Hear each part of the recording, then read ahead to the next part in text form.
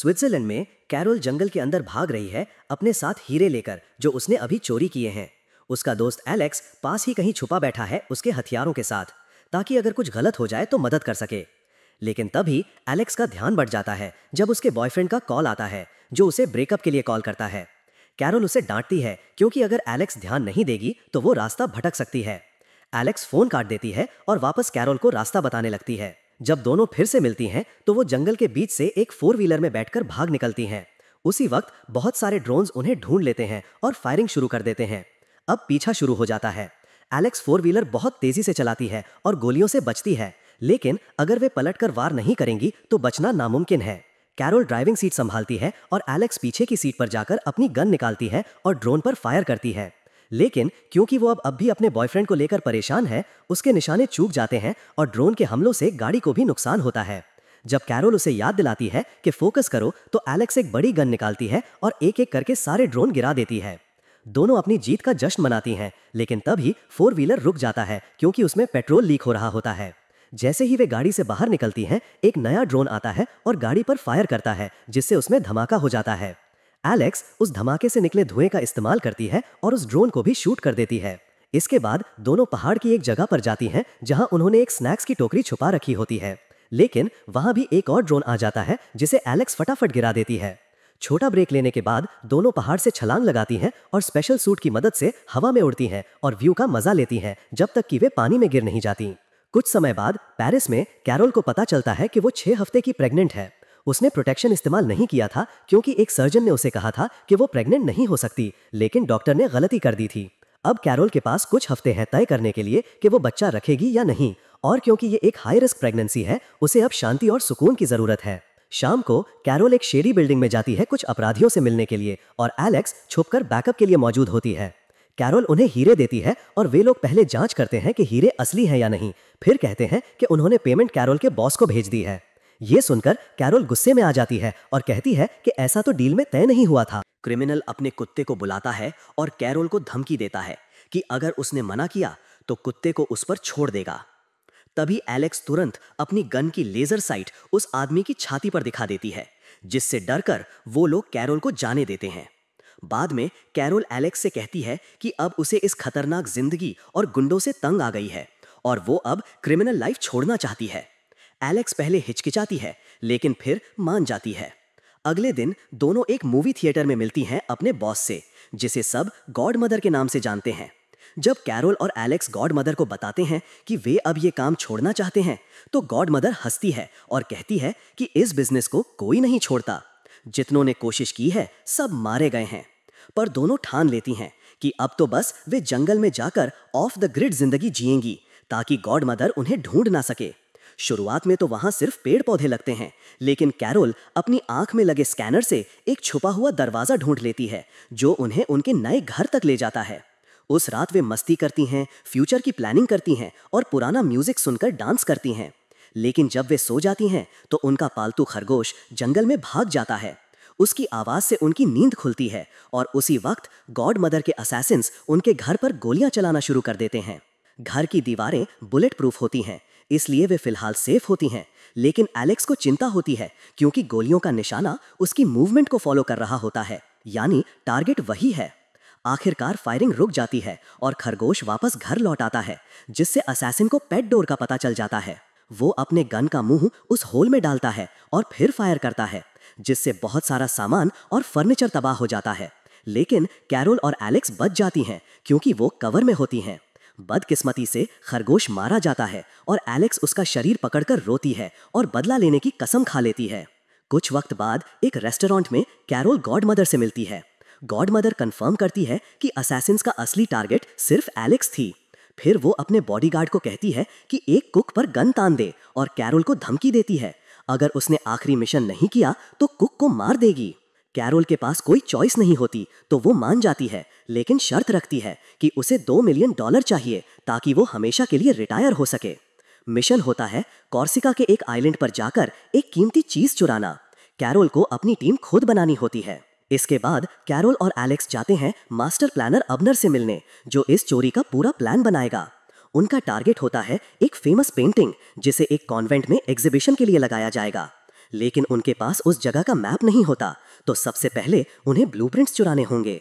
अबनर उन्हें एक weapon supplier और एक गेटअवे ड्राइवर का नाम देता है, क्योंकि कैरोल अब एलेक्स से ड्राइव नहीं कराना चाहती, पोलैंड में हुए एक बड़े हादसे के बाद। इसके बाद दोनों एक रेस ट्रैक पर जाती हैं, जहां एक रेस ड्राइवर सैम को उसकी टीम में डांट रही होती है कि उसने कार में गड़बड़ी की है। गुस्से में सैम गाड़ी छीन लेती है और ट्रैक पर तेज रफ्तार में चलाने लगती है, जिससे साबित होता है कि कार में दिक्कत नहीं थी, बल्कि ड्राइविंग स्किल ही सब कुछ है। जब रेस खत्म होती है, उसकी टीममेट उसे निकाल देती है। सैम सबके सामने अपना जंपसूट उतार देती है और वहां से चली जाती है। बाद में कैरोल और एलेक्स उसे लंच पर बुलाते हैं और उसे इस मिशन में शामिल होने का ऑफर देते हैं, पैसे बराबर बांटने का वादा करके। एलेक्स को जलन होती है क्योंकि उसकी जगह कोई और ड्राइवर बन रही होती है, तो उसका एटीट्यूड खराब रहता है। इससे सैम ऑलमोस्ट मना कर देती है, लेकिन कैरोल सबको शांत करती है और सैम को मना लेती है।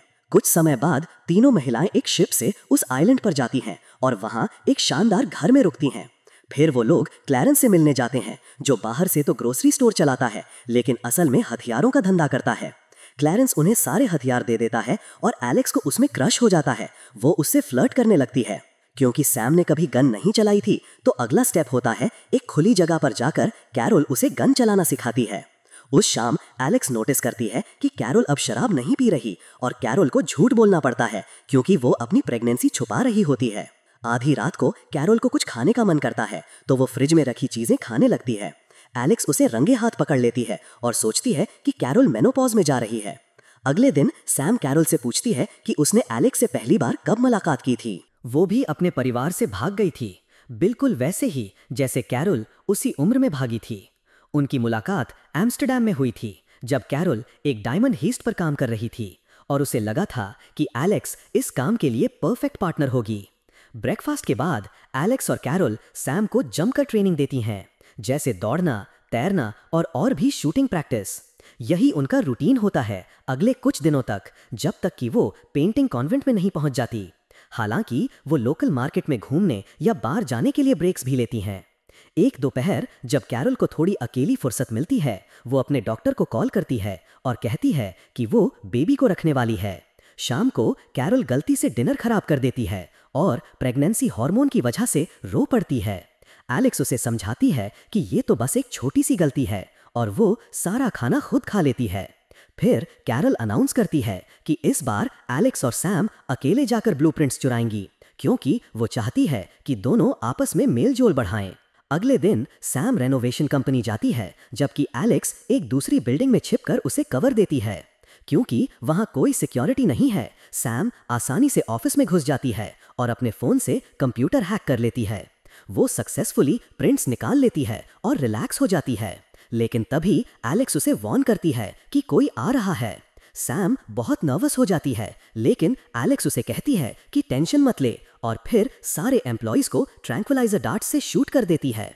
जब सैम बाहर निकलने ही वाली होती है, एक एम्प्लॉय खुद को होश में दिखाता है और सैम डर के मारे जम जाती है, तो वो आदमी अलार्म ऑन कर देता है। फिर एलेक्स उसे एक और डार्ट से शूट करती है ताकि सैम बिना प्रॉब्लम निकल सके। दोनों औरतें बाइक पर चढ़ जाती हैं और सैम गुस्से में बहुत तेज चलाती है, क्योंकि एलेक्स ने जल्दी मदद नहीं की थी। सिर्फ 5 मिनट में वो वापस घर आ जाती हैं और एलेक्स सैम को पूल में धक्का दे देती है। शाम को तीनों औरतें फेस्टिवल जाती हैं और सैम डांस करके खूब एंजॉय करती है, जबकि एलेक्स क्लैरेंस को किस करती है।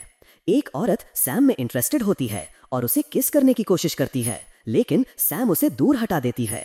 बाद में प्राइवेट में सैम कैरोल को बताती है कि उसकी वाइफ की मौत हो गई थी और वो अब भी उसे मिस करती है। तो कैरोल कहती है कि अब उसके पास नए दोस्त हैं जो हमेशा उसके साथ रहेंगे। जल्द ही एलेक्स और क्लैरेंस एक कमरे में जाते हैं डर्टी करने के लिए, लेकिन तभी एक आदमी आता है और कहता है कि क्या वो भी ज्वाइन कर सकता है। एलेक्स इंटरेस्ट दिखाती है और क्लैरेंस को मनाती है, लेकिन जैसे ही वो तीनों किसिंग शुरू करते हैं, वो अजनबी क्लैरेंस को पंच करके बेहोश कर देता है। जब एलेक्स फाइट बैक करने की कोशिश करती है, तो वो आदमी उसे आसानी से हरा देता है और उसे बेड पर फेंक कर गला दबाने लगता है। लेकिन एलेक्स हार नहीं मानती और उसे तब तक मारती है जब तक वो झुक नहीं जाता। फिर वो अपने लंबे नाखूनों से उसके सिर की स्किन उधेड़ देती है। बाहर फेस्टिवल की आतिशबाजी शुरू हो जाती है और अंदर एलेक्स और वो आदमी फाइट कर रहे होते हैं। एलेक्स को कुछ पंच लगते हैं, लेकिन वो उसे ग्रोइन में किक मारती है और फिर आसपास रखी चीजों से उस पर हमला करती है। फिर वो अपने शूज पहनती है और कमरे में रखी कांच की चीजें तोड़ना शुरू कर देती है। उसके बाद एक शीशा भी तोड़ देती है। दोनों एक कांच का टुकड़ा उठाकर फाइट करने लगते हैं, लेकिन वो आदमी मुश्किल से हिल भी पा रहा होता है क्योंकि उसके पैर नंगे होते हैं। सुबह एलेक्स और क्लैरेंस उस आदमी की डेड बॉडी को समुंदर में फेंक देते हैं। फिर क्लैरेंस बताता है कि उसके सिर पर इनाम था, लेकिन उसने नहीं सोचा था कि लोग उसे एक आइलैंड तक पीछा करेंगे। इसलिए वो एलेक्स से माफी मांगता है कि उसने पहले नहीं बताया। दोनों पूरा दिन बोट पर बिताते हैं, मस्ती करते हुए और नज़ारे का मजा लेते हुए।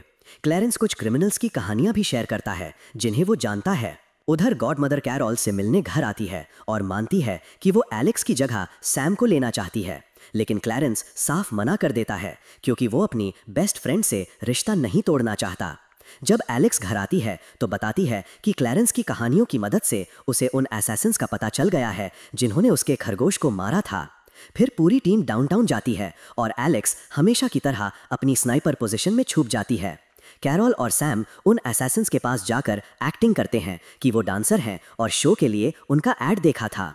वो डांस करना शुरू करती हैं ताकि उन लोगों का ध्यान भटका सकें, और चूंकि वो मर्द उनकी तरफ से नजरें हटा ही नहीं पा रहे होते, एलेक्स के लिए उन्हें एक एक करके मारना आसान हो जाता है।